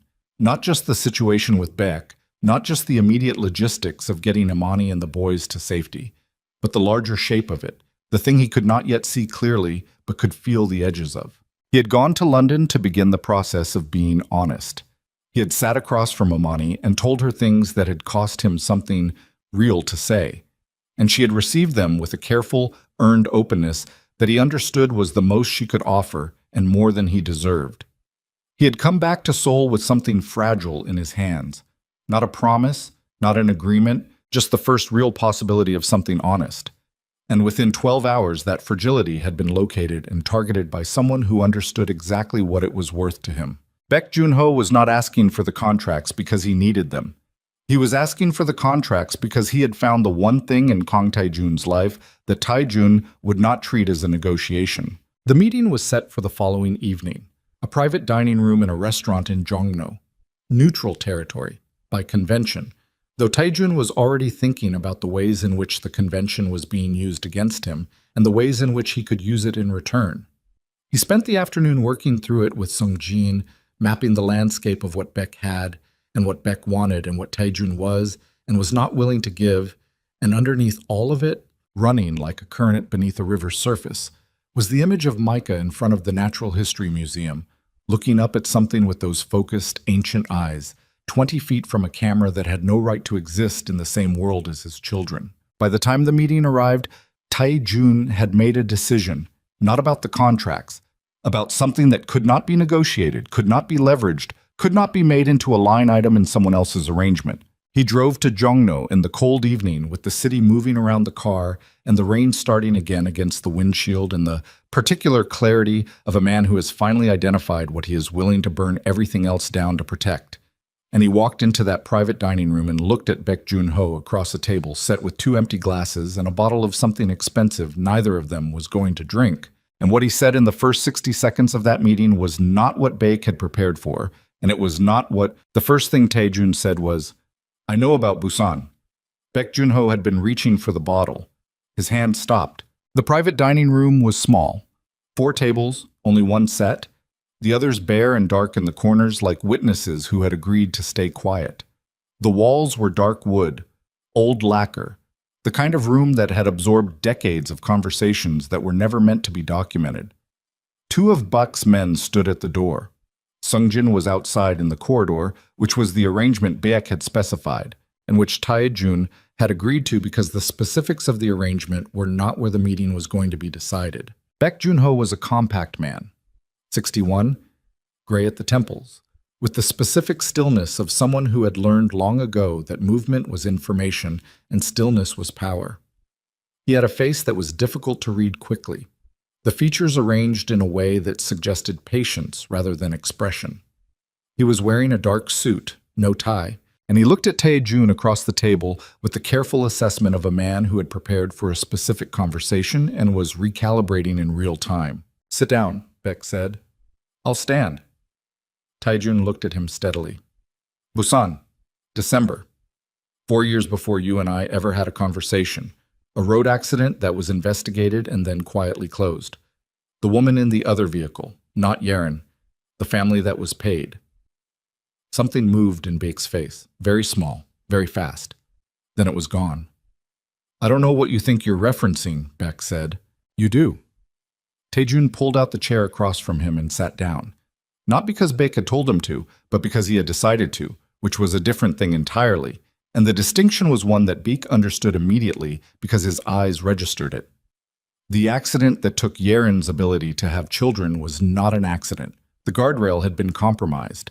The vehicle that forced her off the road was registered to a shell company that traces back, through 4 intermediary entities, to a logistics operation you controlled at the time. Baek said nothing. Yeren's family had money. Old money, the kind that comes with property and connections, and the particular value that wealthy families have to people in our position. Her father had been resisting a partnership arrangement for 2 years. After the accident, he became significantly more cooperative. Taejun held his gaze. I don't think you intended for her to survive. I think the outcome surprised you. And I think you've spent the years since making sure the connection stayed buried. The room was very quiet. One of Baek's men at the door shifted his weight slightly. Taejun did not look at him. You're making a serious accusation, Baek said. His voice had not changed in temperature. It was the voice of a man who had been in difficult rooms before and understood that reacting visibly was always the first mistake. I'm making a statement, Taejun said. There's a difference. An accusation goes somewhere. A statement just exists between two people who understand each other. Baek studied him. Where did you get this? That's not something I'm going to tell you. If you're going to sit across from me and say what you just said, you need to be able to substantiate it. I can substantiate it. Taejun said it simply, without emphasis, the way you say things that are true. I spent the last 18 hours making sure of that before I walked into this room. I have documentation that your legal team would need a year to effectively challenge, and I have it held in 3 separate locations with instructions for distribution that activate if anything happens to me or to anyone connected to me. He paused, including a woman in London and her 2 sons. The second shift in Baek's face was different from the first, less controlled. He looked at Taejun with something that had reassembled itself into a different configuration, not quite surprise because Baek was too old and too careful for clean surprise, but a recalculation happening visibly behind his eyes. You came in here to threaten me, Baek said. I came in here to end this, Taejun said. Those are different things too. The contracts are not going to happen. Taejun leaned forward slightly. Let me explain to you exactly what is going to happen instead. The surveillance on the London address is going to end tonight. Every photograph, every copy of every document you acquired is going to be destroyed, and you're going to have someone I trust verify the destruction. Your people are going to leave that city, and they are not going to return in any capacity related to this situation. And in exchange for that, the documentation I have assembled is going to remain exactly where it is. Not submitted, not distributed, not used. Held, Baek repeated.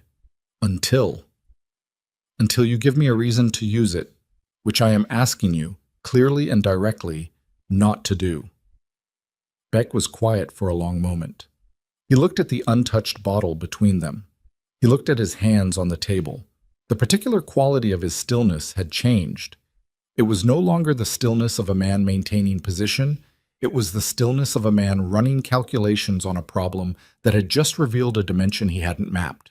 You built this in 18 hours, he said. I had pieces already, 18 hours to assemble them correctly. Who helped you? People who are loyal to me. Taejun sat back. Which is something you may want to think about when you consider whether this arrangement is acceptable. Baek looked at him for a long time. Taejun held it. He was aware of his own heartbeat, not racing, just present. A steady measured percussion in his chest that he had learned over years of sitting in rooms like this one to use as a calibration instrument rather than a warning signal. His hands were relaxed on the table. His face was neutral. Everything that was happening inside him, the image of those photographs, Micah's face through a long lens, the cold weight of what it had meant to spend the previous night tearing through years of buried history to find the one piece of information that would shift the geometry of this meeting. None of that was visible. This was what he was built for. He had spent his whole adult life being exactly this, capable, controlled, impossible to move. And he had spent the last 3 weeks discovering that the things worth being this for were not the things he had been protecting. The surveillance ends tonight, Baek said finally. Tonight, Taejun confirmed. The documentation stays held. As long as this situation stays resolved, Baek nodded once. It was the nod of a man making a decision he had not intended to make when he walked into the room and who was professional enough to make it cleanly rather than performing reluctance that served no purpose. We're done here, Taejun said. He stood. He buttoned his jacket. He walked to the door and Baek's men stepped aside without being asked because the air in the room had shifted in a direction that made the question of physical obstruction feel irrelevant. In the corridor, Sung-jin fell into step beside him without a word. They were in the elevator before Sung-jin spoke. "How much of it was real?" he said. "The documentation."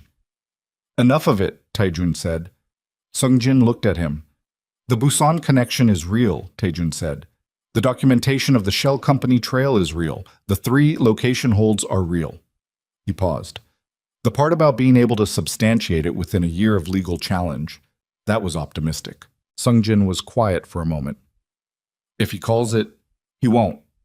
The elevator opened and they moved through the building's lobby, the late-night security desk, the glass doors, and out into the Yongno cold. He's been in this long enough to know the difference between someone who walked in there to win a negotiation and someone who walked in there because they had no other option. He knows which one I was tonight. "Which one were you?" Taejun looked at the street. The rain had stopped. The pavement was wet and reflective. The streetlights doubled in the surface, the city going on in every direction with its ordinary nighttime momentum. "Both," he said. He called Imani from the car. It was nearly 11. She picked up immediately, which told him she had not been sleeping. "It's over," he said. A silence. Define over. "The surveillance is being pulled tonight. The photographs and documentation will be destroyed and I'll have confirmation by morning. You and the boys can go back to the flat." He paused. "Or you can stay where you are for another night if it feels better. Either way, the situation is resolved." Another silence. Longer. "Are you all right?" she said. The question was not what he expected. He sat with it for a moment. The car moved through the city, Sung-jin's profile in the front seat, the lights of Gangnam arriving and passing. "Yes," he said. "What did you have to give up?" He looked at the city. "Nothing I wasn't willing to give."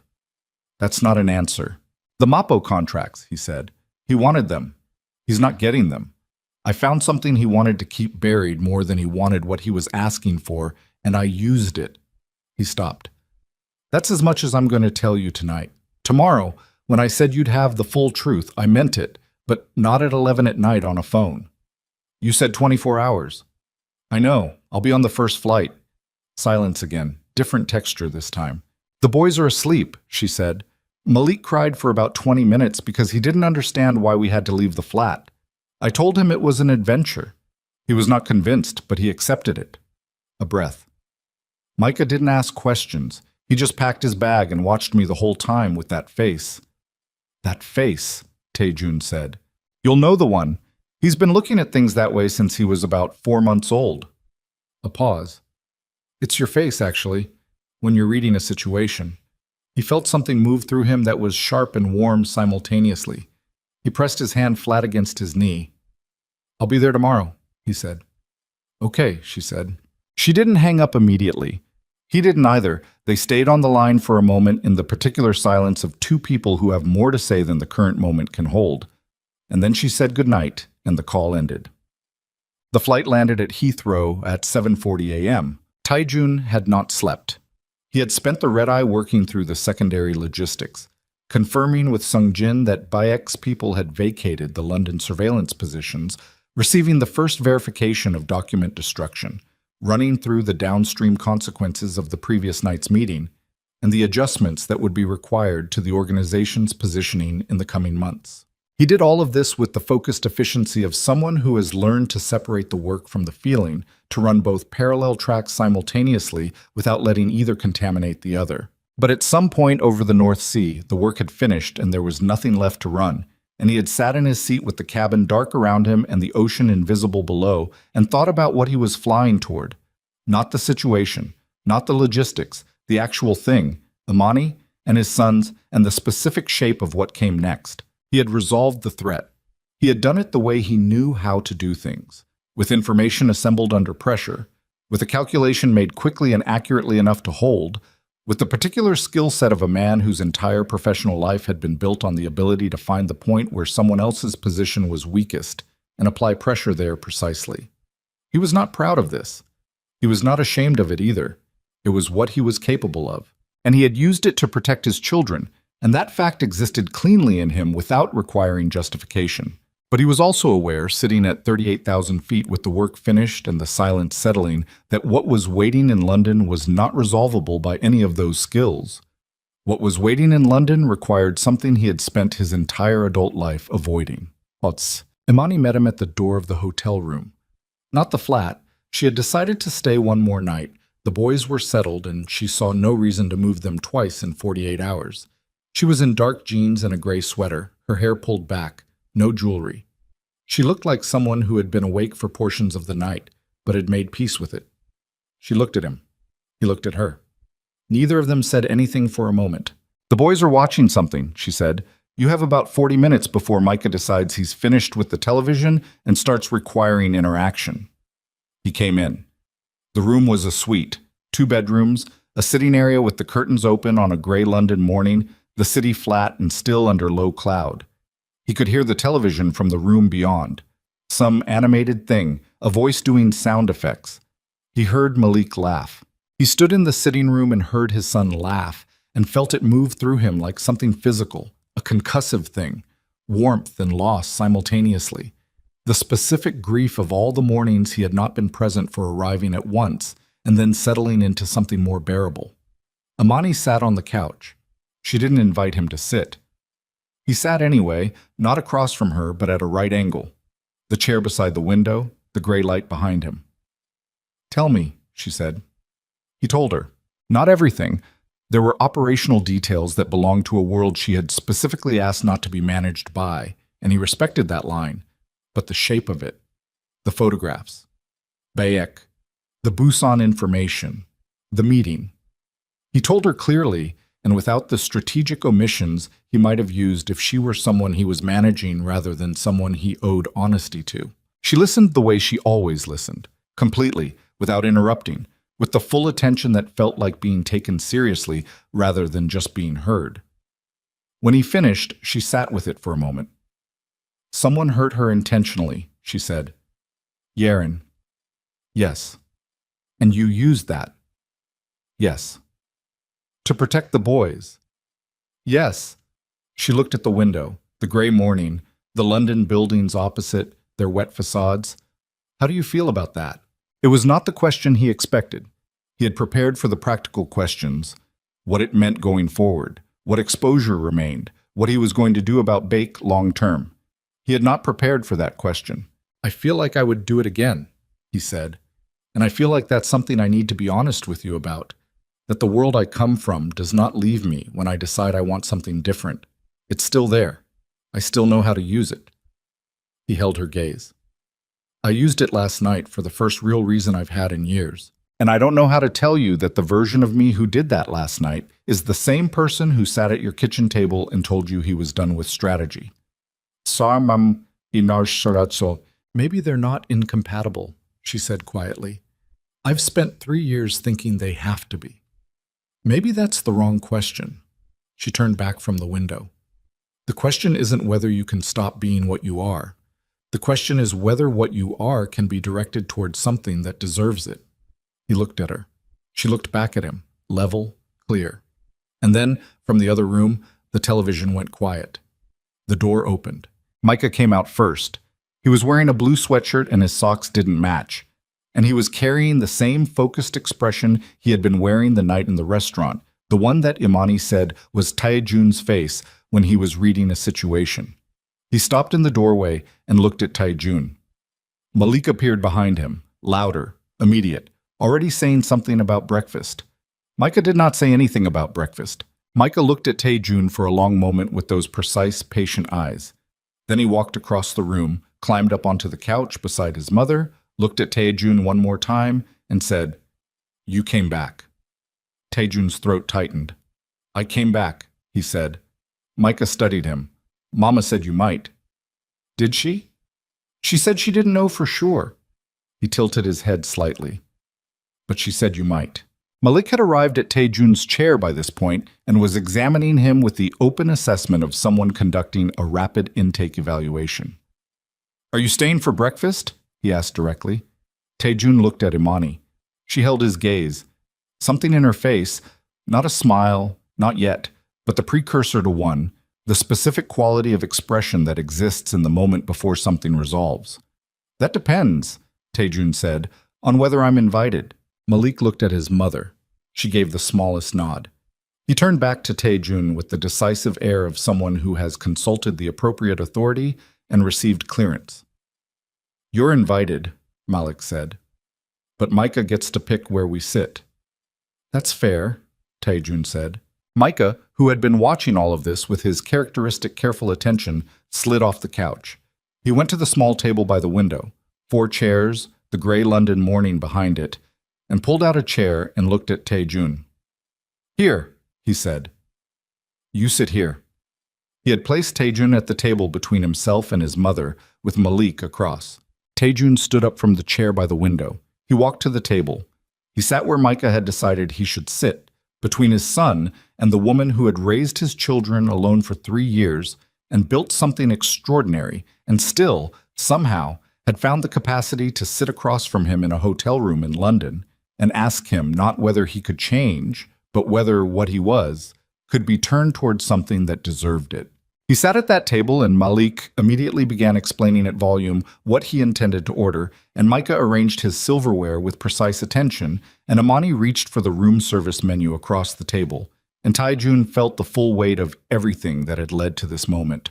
The divorce, the lies, the photographs on Sungjin's phone, the Jongno dining room, the 18 hours of assembled pressure, the red-eye across 8 time zones, all of it converging here, to a gray London morning and a breakfast table and 2 small boys who had not yet decided what he was to them, but had, provisionally, decided to let him sit down. He understood, for the first time with full clarity, that the most dangerous thing he had ever done in his professional life, the meetings, the leverage, the accumulated risk of 20 years in a world that did not accommodate weakness, none of it had required the particular courage that was being asked of him right now.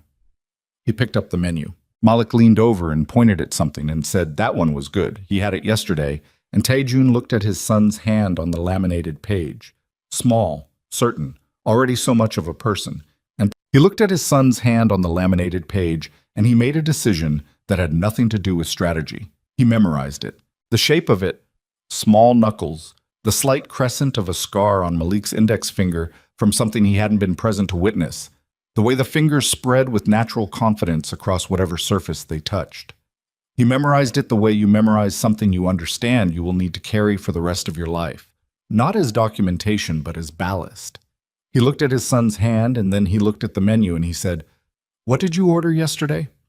And Malik told him, in significant detail, and Taejun listened to every word. Breakfast arrived. It was ordinary in a way that only the most significant moments ever managed to be. The food came, the boys had opinions about it, Micah ate with the focused precision he apparently brought to most activities. Malik narrated his consumption with a running commentary that covered the quality of the eggs. A story about a boy at his London nursery who had done something incomprehensible with a juice box, and his current position on dinosaurs, which was that the large herbivores were underappreciated. Taejun listened. He did not perform listening. He did not construct the appearance of a man who was engaged with his children's breakfast conversation. He actually listened, which was different, and which required nothing from him except the willingness to stop running calculations and be present in the room where his sons were explaining the world to him. Amani watched him do it, not constantly. She was eating, she was responding to the boys, she was present in the meal in her own right.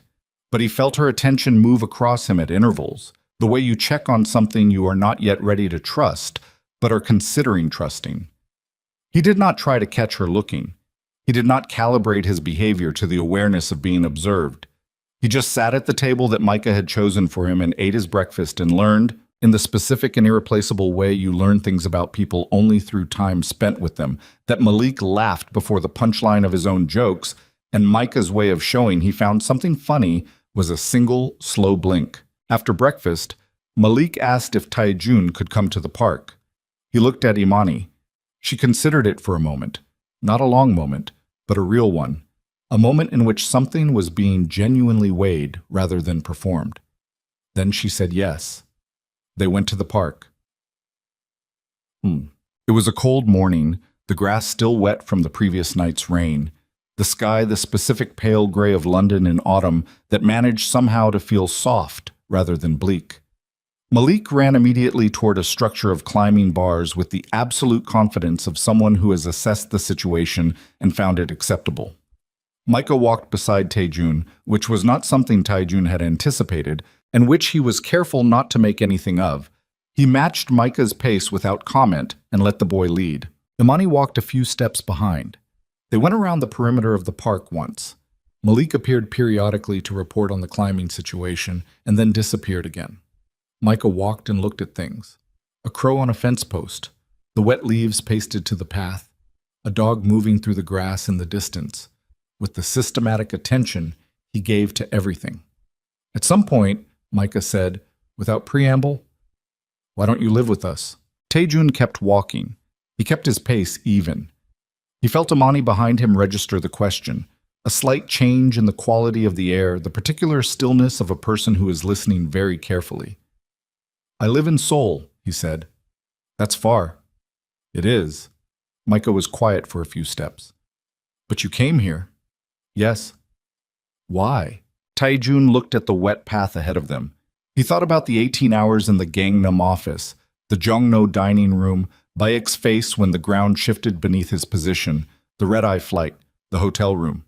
He thought about all the things that had happened to bring him to this park on this gray London morning, and he considered how much of that to translate into language that a 3-year-old could use.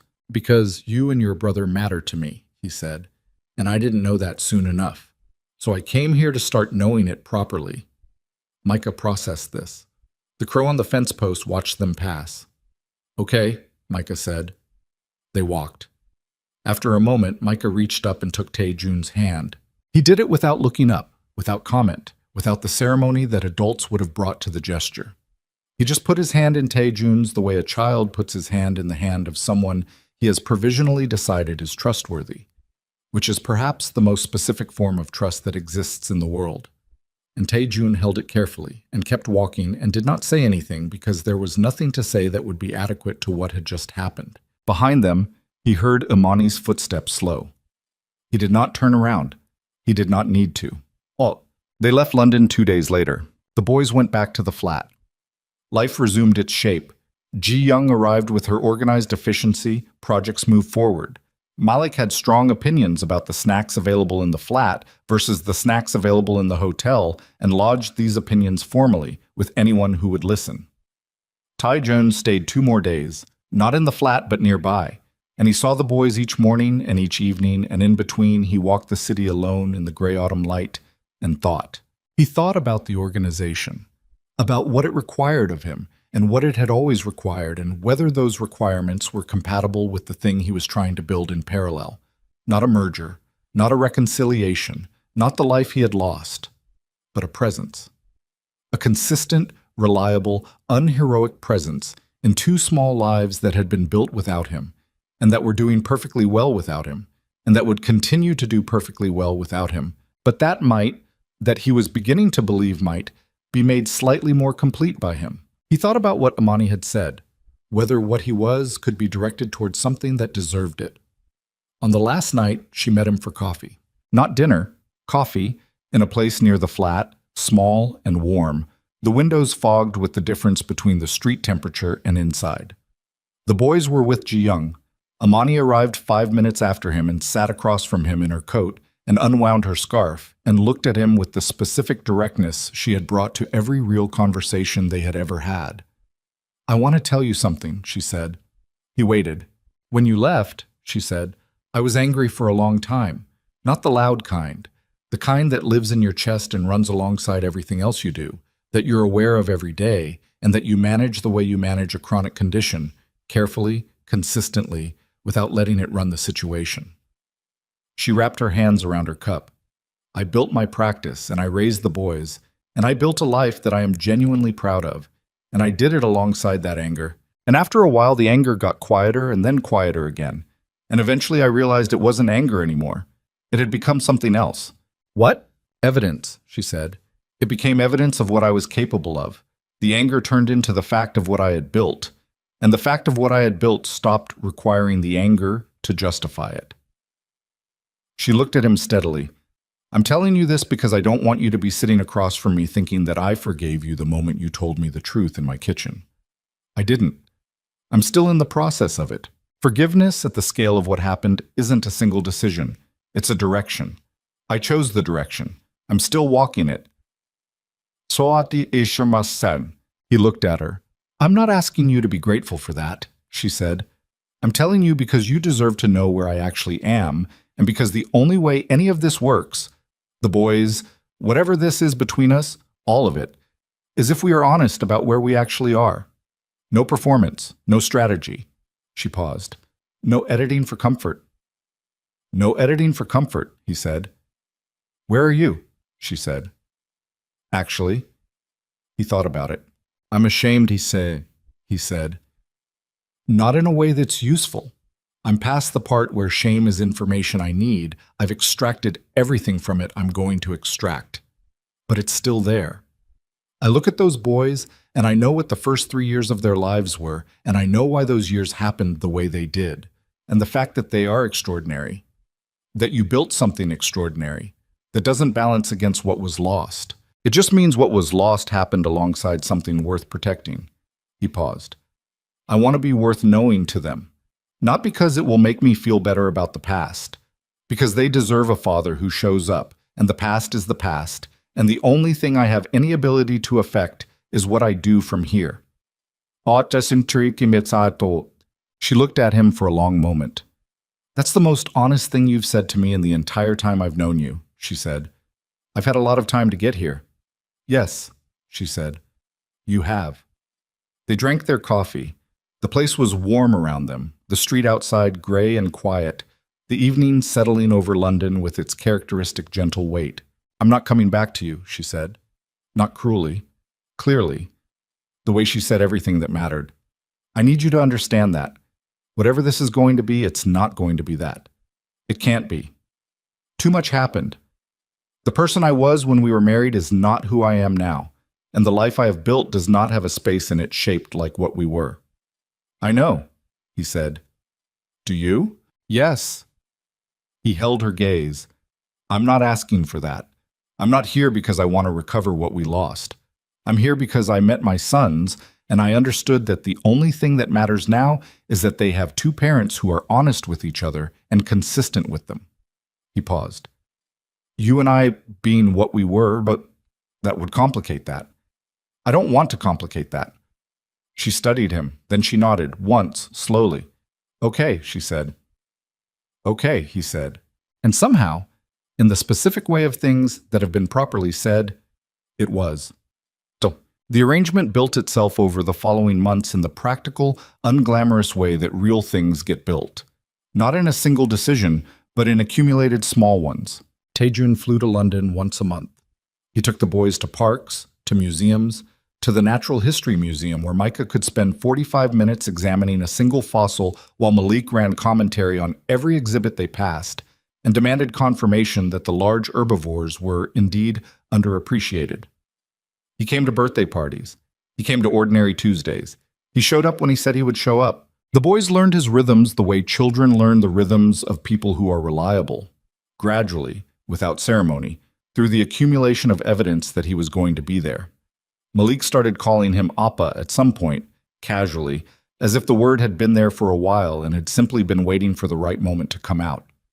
Micah used it for the first time 3 weeks later, in the middle of a conversation about something else entirely, without apparent consciousness of the significance of the word. Taejun did not react to either of them.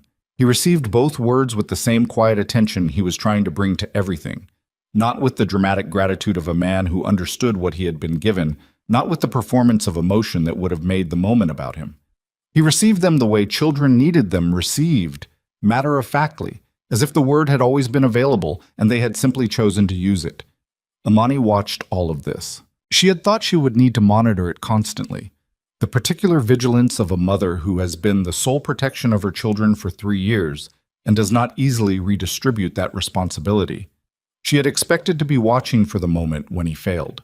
The canceled visit, the distraction, the evidence that the version of him that had shown up in London was a version he could only maintain for a limited duration before reverting to something more familiar. She watched for it. It did not come. What came instead was a Sunday afternoon in Seoul. She had brought the boys for the first time 6 months after London for a 2-week visit that she had arranged with the particular care of someone managing logistics of genuine significance. Tae-jun had organized the logistics on his end, a rented apartment in a quiet neighborhood, not his own place, because she had asked for that, and he had not questioned why. Activities calibrated to 2 3-year-olds with strong and often conflicting opinions about how time should be spent. A city that was simultaneously her past and her son's heritage. On the Sunday afternoon, she sat in the apartment Tae-jun had rented and watched through the window as he took the boys to the small park below. He had them both by a hand, Malik pulling forward, as Malik always did, angled toward whatever was next, and Micah walking at his own pace on the other side. Tae-jun walked between them, adjusting his stride to theirs, his head down slightly in the posture of someone listening to 2 conversations simultaneously. He looked like a man who had been doing this for years.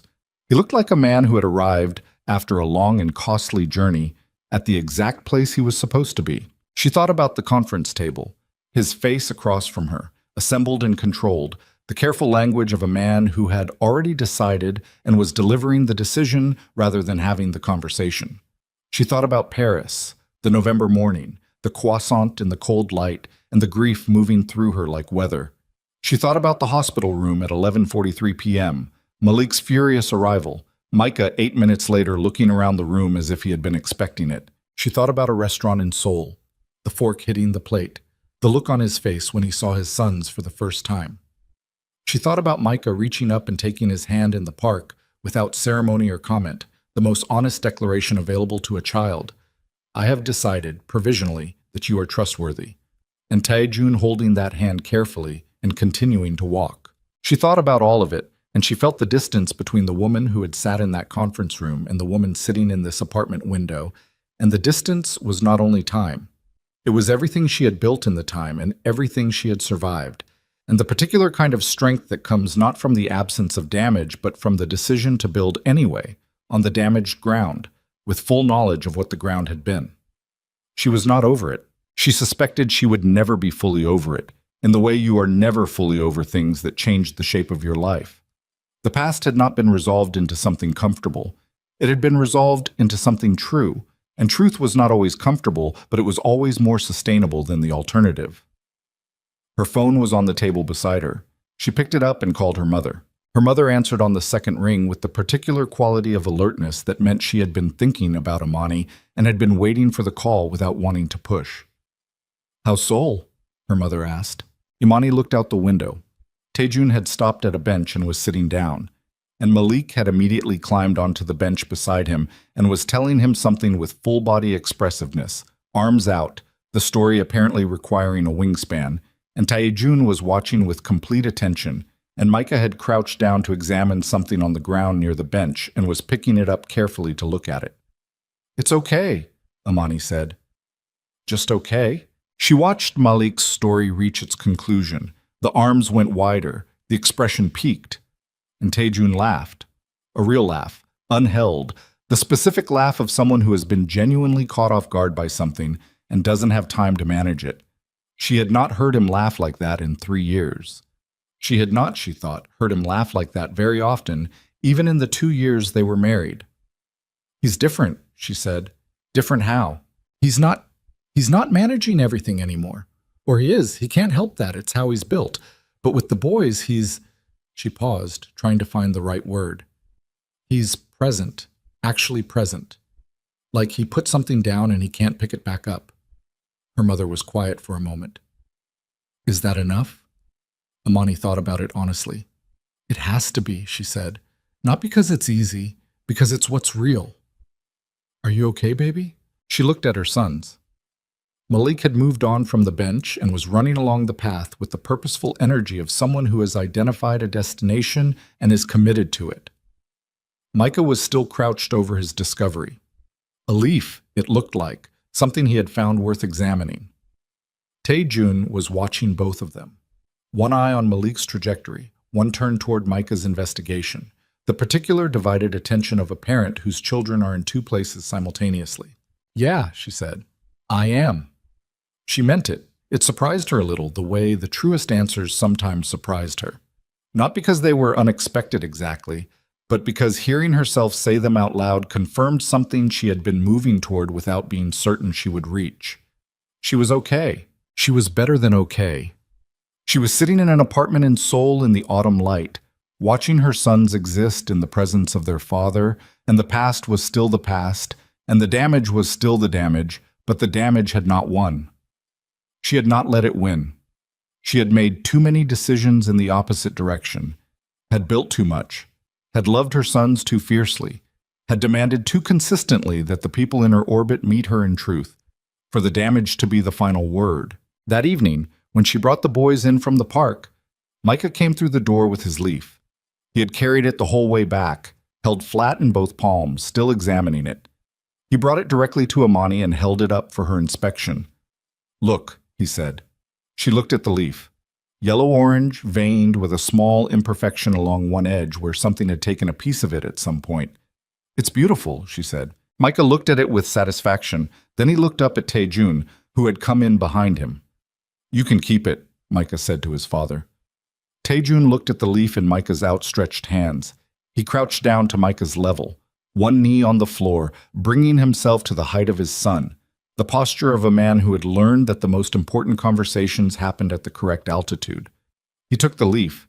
He held it with the same care Micah had used to carry it. "Thank you," he said. Micah studied him for a moment with those ancient, patient eyes.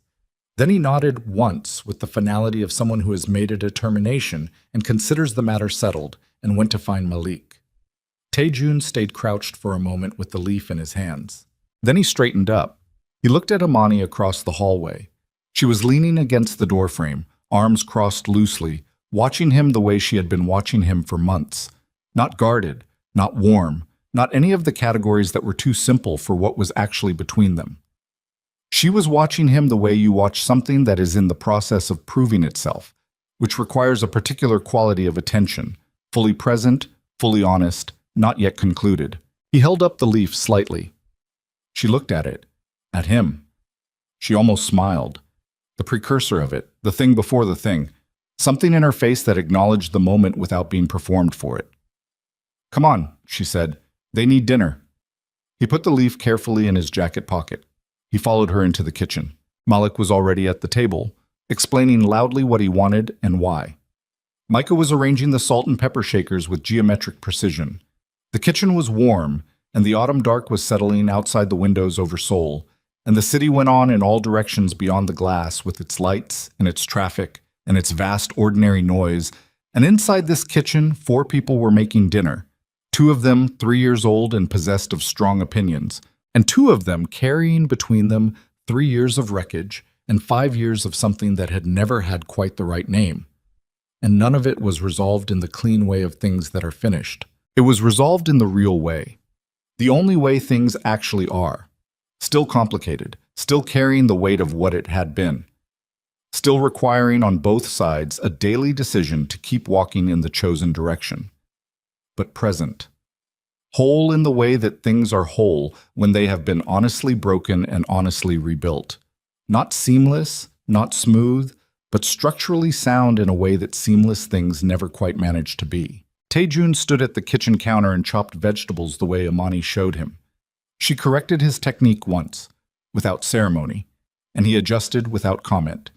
And Malik leaned off his chair to monitor the process and provide direction. And Micah had progressed from the salt and pepper shakers to aligning the placemats with the focused satisfaction of someone whose sense of order had been honored by the universe. And Amani stood at the stove with her back to the room, stirring something, and felt the shape of the evening, its warmth, its noise, its ordinary managed chaos, and recognized it for what it was. Not the life she had planned, not the life she had lost, something she had built herself from the ground up, from Paris November mornings, and London rain, and Dubai heat, and Cape Town light, and 3 years of doing everything alone. And it had become, gradually, without announcement, through the slow accumulation of honest decisions made in the right direction, something that held. She did not turn around. She did not need to see it to know it was real. She could feel it in the room behind her, the warmth of it, the noise of it, the imperfect and irreplaceable fact of it. She kept stirring. Outside, Seoul moved through its evening with the indifference of a great city, and the autumn pressed its cold against the windows. And inside the kitchen the light was warm and the voices were loud, and the leaf sat carefully in a jacket pocket against a man's chest like something he intended to keep. He did.